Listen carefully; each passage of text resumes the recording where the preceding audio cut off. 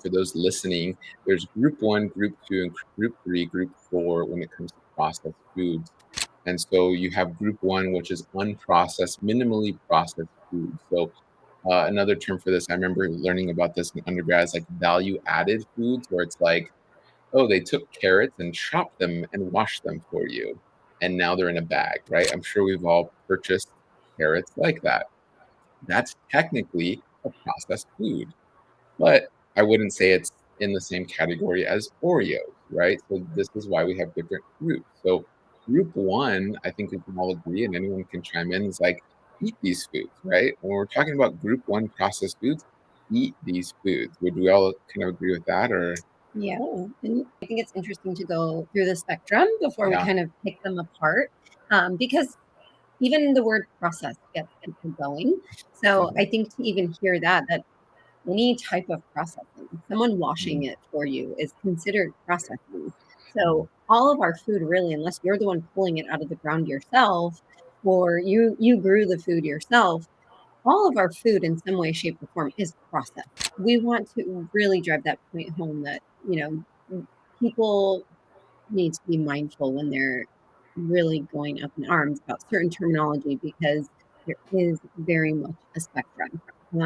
So first up, yes, we do have those processed foods. And then we have things like processed culinary ingredients. So a little bit more processing to this because you're not going to go find a bottle of olive oil growing on a bush, right? You do need to take the olives, wash them, sort them, and then press them, deseed them, and then press them in order to extract that oil. So we're still cooking with it. There hasn't been anything necessarily added, but rather there's maybe been something removed in order to produce that ingredient or produce that food product. The Mhm. same could be said for something like maple syrup, right? You're still tapping a maple tree, you're extracting the syrup from it. It's not necessarily added and adulterated, but we're not eating the whole maple tree when Mhm. we're having maple syrup. So that would be category two. So And a then little bit more of a processing to that. group three would be almost a combination of group one and group two. And actually, my favorite food and a topic we're going to discuss in the near future is in group three of processed foods. It's fermented foods. So kimchi and sauerkraut technically fall in group three when it comes to processing. So from one, two, and three, there are super healthy foods here, especially when we're talking about group three containing technically in the category of fermented food. So if you're buying fermented food in a jar, it's technically a processed food. It's in group three.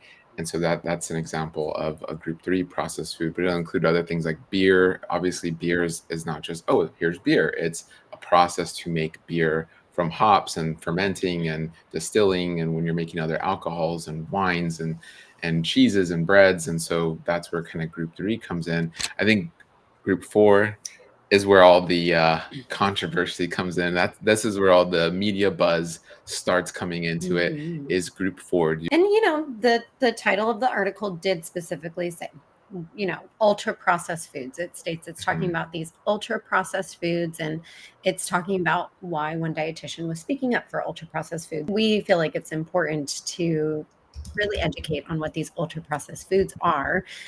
And really, ultra processed foods are, they have additional hyper refined ingredients added. So you're going to find things such as ultra processed sugars where it went through multiple steps of processing in order to get that. You have things like preservatives, stabilizers, bulking agents, foaming agents, gelling agents. These ingredients have been through quite a bit of processing, quite a bit of synthesizing. A large amount of these ingredients you would not find naturally occurring. Usually they are being manufactured in some way, shape, or form.